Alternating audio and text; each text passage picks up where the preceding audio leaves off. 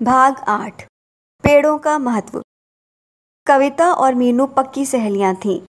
उनके घर भी आसपास थे। वे दोनों साथ खेलती, घूमती और पढ़ती थीं। एक दिन कविता बीमार हो गई। उसके शरीर पर छोटे छोटे दाने निकल आए।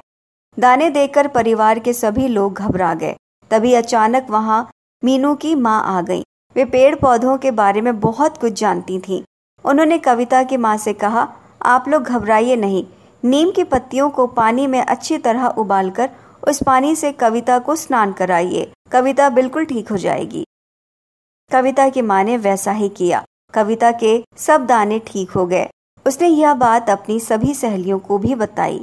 कुछ दिन बाद सभी सहेलियां मीनू के घर गईं। उन्होंने मीनू की माँ से कहा, आंटी, हमें पेड़ पौधों के बारे में कुछ बताइए ना। उन्होंने कहा, ठीक है बच्चों, मैं तुम्हें पेड़ पौधों के बारे में बताती हूँ।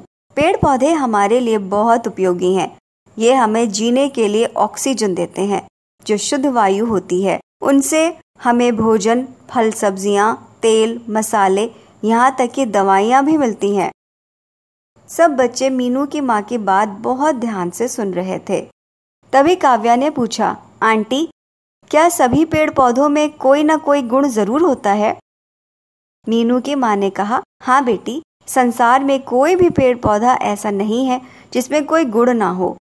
मीनू चहक कर बोली, अच्छा माँ, तभी आप पेड़ पौधों को समय समय पर पानी, खाद आदि देती रहती हैं। मीनू की माँ ने आगे कहा, बच्चों, पेड़ पौधे अनेक प्रकार से हमारी सहायता करते हैं। वे हमें फल और सब्जियां देते हैं। क्या तुम जानते हो कि पेड़ पौधे हमारे लिए ही नहीं बल्कि पशु पक्षियों के लिए भी उपयोगी हैं?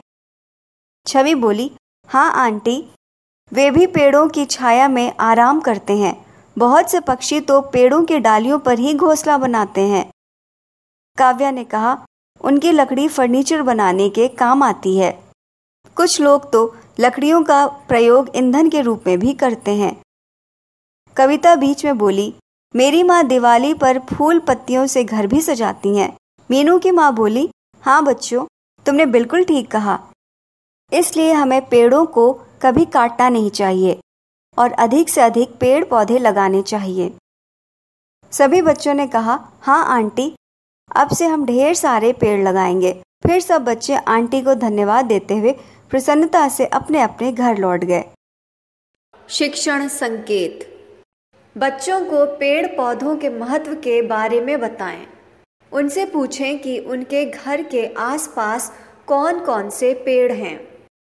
शब्दार्थ: स्नान, नहाना, गुण, विशेषता, प्रसन्नता, खुशी, श्रुतलेख, सब्जियां, फर्नीचर, प्रसन्नता, परिवार, घोंसला, उपयोगी, शुद्ध, दवाइयाँ।